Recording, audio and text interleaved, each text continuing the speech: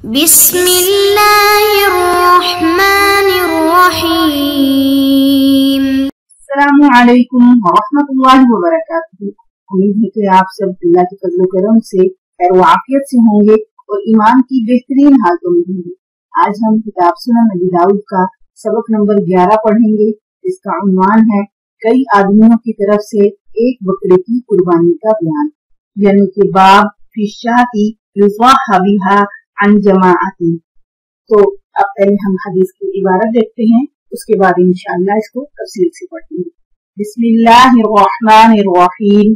وبه قال حدثنا قتيبة بن سعيد قال حدثنا يعقوب يعني الإسكندراني عن عمرو عن المطلب عن جابر بن عبد الله رضي الله تعالى عنه قال شهدت مع رسول الله صلى الله عليه وسلم الأضحى بالمصلى فلما قضى خطبته نزل من منبره وأوتي بكبش فذبحه رسول الله صلى الله عليه وسلم بيده وقال بسم الله والله أكبر هذا عني وأمن لم يضحي من أمتي۔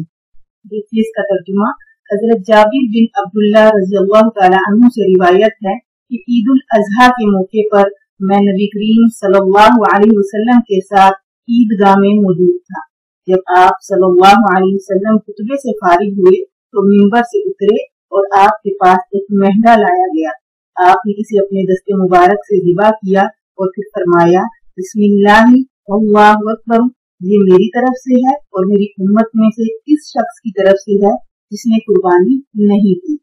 تو دیکھیے اس باب سے ایک سوال ذہن میں آتا ہے کہ اگر ایک بکرے یا بکری کی قربانی جائز ہے تو کیا وہ پوری فیملی کی قربانی ہوگی یا صرف ایک آدمی کی قربانی؟ کیونکہ حدیث میں یہ کہا جا رہا ہے کہ آپ نے ایک مہنگا ذبح کیا آپ اپنے دست مبارک سے اور فرمایا بسم اللہ واللہ اکبر، یعنی یہ میری طرف سے ہے اور میری امت سے اس شخص کی طرف سے ہے جس نے قربانی نہیں کی۔ تو اس بارے میں ہم پہلے ائمہ کے دلائل دیکھیں گے کہ ان کی کیا رائے ہے اس بارے میں، پھر انشاءاللہ آگے اس کا جو فیصلہ ہے یعنی اس کا حکم ہے وہ پڑھیں گے۔ تو دیکھیے اس بارے میں امام مالک رحمہ اللہ اور امام احمد رحمہ اللہ فرماتے ہیں کہ ایک بکری پورے اہل بیت یعنی تمام فیملی کی طرف سے کافی ہے، چاہے وہ ایک ہوں یا ایک سے زیادہ ہوں۔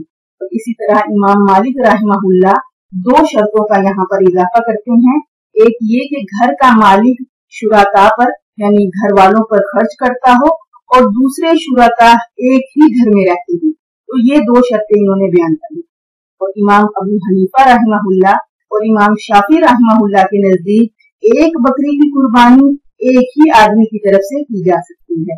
اسی طرح مالکیہ اور حنابلہ کی دلیل یہ ہے کہ حضرت عائشہ رضی اللہ تعالی عنہا فرماتی ہیں کہ نبی کریم صلی اللہ علیہ وسلم کی جو قربانی کا طریقہ تھا وہ یہ ہے کہ آپ صلی اللہ علیہ وسلم نے فرمایا اخذ الکبش فاسجاہہ ثم ذہبہ ثم قال اللہم تقبل من محمد وآل محمد وامت محمد، یعنی آپ صلی اللہ علیہ وسلم نے ایک دمبا ذبح کیا اور اس کی اپنی طرف سے اور اپنے آل کی طرف سے اور اپنی امت کی طرف سے قبولیت کی دعا کر رہے ہیں۔ اس بات کی یہ واضح دلیل ہے کہ ایک بکری پورے گھر والوں کی طرف سے کافی ہے۔ تو یہاں پر ہم دیکھتے ہیں کہ قربانی چونکہ ہر صاحب نصاب پر واجب ہے اور دلائل ائمہ سے بھی ہم نے مختلف ان کی جو نقطۂ نظر ہے اس کو دیکھا، تو حنفیہ اور شافعیہ کی دلیل جو ہے وہ یہ ہے کہ حدیث مبارکہ میں آتا ہے من کان ساعۃ ولم یضحی فلا یقربن مصلانا، یعنی جس کو وسعت ہو جس کو استطاعت ہو اور وہ قربانی نہ کرے تو پھر وہ ہمارے مصلی کے قریب نہ آئے۔ تو معلوم ہوا اگر گھر میں ایک سے زائد صاحب نصاب ہوں تو ہر شخص پر قربانی واجب ہوگی، یعنی ہر فرض عبادت کی طرح اس کا بھی یہی حال ہے۔ جیسے کہ اگر ایک بکری ایک اہل بیت کی طرف سے کافی ہو جاتی یعنی ایک ہی گھر والے کی طرف سے کافی ہو جاتی تو پھر ہر صاحب وسعت کو یہ وعید نہ سنائی جاتی، بلکہ یہ وعید صرف اہل بیت کے یعنی صرف مالک کو سنائی جاتی۔ تو اسی طرح بعض روایات میں یہ بھی صراحت آتی ہے کہ ایک بکرا مہنگا या गाय तमाम घर वालों की तरफ से काफी है। तो ये जो काफी होना फरमाया तो ये नफली कुर्बानी के मुतालिक है, यानी कि नफली कुर्बानी में इसकी इजाजत है कि आदमी सवाब में पूरे घर वाले बल्कि तमाम मोमिनीन को शरीक कर सकता है। इसकी वाज़ेह दलील ये भी है कि अगर एक बकरा या मेंढा तमाम मोमिनीन के लिए काफी होता तो जिन हदीसों में गाय को 7 की तरफ से और ऊंट को 7 की तरफ से मुतय्यन किया गया, इसके क्या माना होंगे फिर? क्योंकि अगर गाय में 8 शरीक हो जाएं तो बिमुक्तज़ाई तहदीदुल बकरा अन सबआ तो ये कुर्बानी जायज नहीं होगी, वरना तहदीद बेकार हो जाएगी। और जाहिर है कि एक भेड़ का तमाम उम्मत की तरफ से हो जाना और गाय का 8 या की तरफ से होना तो फिर ये तो गैर माकूल है। इसलिए सही ये है कि कुर्बानी हर साहिब निसाब पर वाजिब है और नफली कुर्बानी का सवाब तमाम घर वालों को या तमाम उम्मत को बख्शा जा सकता है। यानी कि गाय, भैंस और ऊंट में 7 से कम अफराद शरीक हो सकते हैं, लेकिन 7 से ज्यादा नहीं हो सकते। 7 से कम ऐसे शरीक हो सकते हैं कि मिसाल के तौर पर 4 आदमी हों तो 3 अफराद के 2-2 हिस्से और एक का 1 हिस्सा हो जाए, या ये कि 2 आदमी मौजूद हों तो निस्फ तकसीम कर सकते हैं। इसी तरह अगर कई अफराद मिलकर एक हिस्सा ऐसारे सवाब के तौर पर करना चाहें तो ये भी जायज है। हाँ, अलबत्ता जरूरी ये है कि सारे शुरका अपनी अपनी रकम जमा करके एक शरीक को हिबा कर दें और वो अपनी तरफ से कुर्बानी कर दे। इस तरह कुर्बानी का हिस्सा एक की तरफ से हो जाएगा और सवाब सबको मिलेगा। इसी तरह अगर कुर्बानी का जानवर इस नियत से खरीदा कि बाद में कोई मिल गया तो शरीक कर लूंगा और बाद में किसी और को कुर्बानी का या अकीके की नियत से शरीक किया तो फिर कुर्बानी दुरुस्त है। और अगर खरीदते वक्त किसी और को शरीक करने की नियत नहीं थी बल्कि पूरा जानवर अपनी तरफ से कुर्बान करने से खरीदा था, तो अब अगर शरीक करने वाला गरीब है तो किसी और को शरीक नहीं कर सकता, और अगर मालदार है तो फिर वो शरीक कर सकता है। अलबत्ता बेहतर नहीं है ये। और अगर एक जानवर कुर्बानी करने के लिए खरीदा, अगर इसके बदले दूसरा हिमान लेना चाहे तो भी जायज है, मगर ये लिहाज रखना जरूरी है कि दूसरा जानवर कम अज कम इसी कीमत का हो। अगर इससे कम कीमत का हो तो फिर जायद रकम अपने पास रखना जायज नहीं है, बल्कि सदका करना जरूरी है। हाँ, अगर जबानी तौर पर जानवर को मुतय्यन नहीं किया हो बल्कि ये इरादा हो कि अगर अच्छी कीमत में फरोख्त हो रहा हो तो फरोख्त कर दूंगा, तो इस सूरत में असल कीमत से जायद रकम अपने पास रखने में कोई हर्ज नहीं है।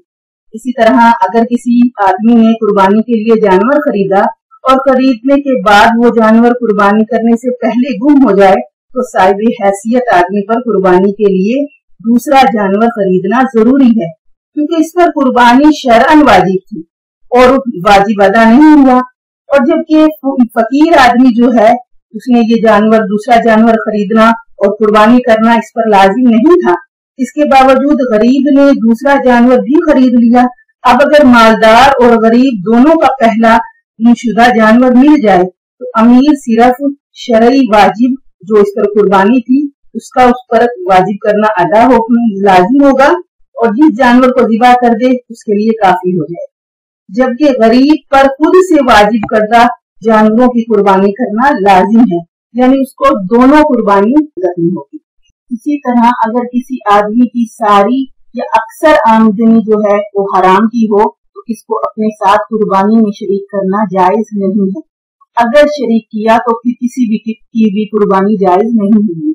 इसी तरह जिसकी सारी कमाई जो है वो हराम है तो इस पर कुर्बानी लाजिम ही नहीं है, क्योंकि इसका सारा माल बगैर सवाब की नियत से सदका करना जरूरी है।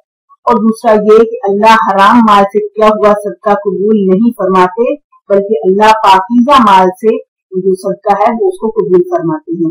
इसी तरह देखिए कि हनाबला और मालिकिया के दलाइल का जवाब जो है वो ये है कि ये अहादीस जो आई है कि एक बकरी में कई लोग शरीक हो सकते हैं, तो ये इश्तराके सवाब पर महमूद है। इसलिए हमारे नजदीक भी कुर्बानी के सवाब में चंद आदमियों को शरीक करना जायज है। अब हम अगली हदीस पढ़ेंगे जिसमें ये है कि इमाम अपनी कुर्बानी ईदगाह में ज़िबा करें।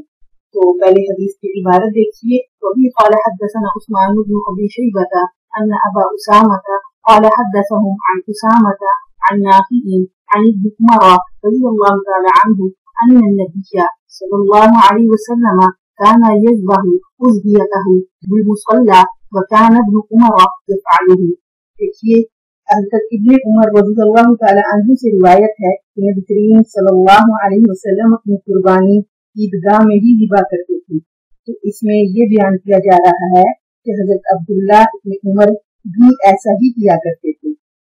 تو یہاں پر کانا یذبح اضحیتہ بالمصلی، یہاں پر یہ کہا جا رہا ہے کہ جو امام ہے تو اپنی قربانی عیدگاہ میں کرے تاکہ لوگ آپ کی اقتدا کریں اور ذبح کا طریقہ سیکھیں. اللہ تعالیٰ امت مسلمہ کو قربانی کی روح اور حقیقت سمجھنے اور اس پر عمل کرنے کی توفیق عطا فرمائے اور ہماری یہ ظاہری قربانی حقیقی قربانی کے لیے پیش پیما ہو اور ہم اس ظاہری اور مادی قربانی کی طرح اللہ کے حکم پر اپنی جان کی قربانی کے لیے بھی ہمیشہ تیار رہیں. آمین. ہمارا آج کا سبق یہاں مکمل ہوا. انشاءاللہ اگلے سبق کے ساتھ پھر حاضر ہوں گے. السلام ورحمۃ اللہ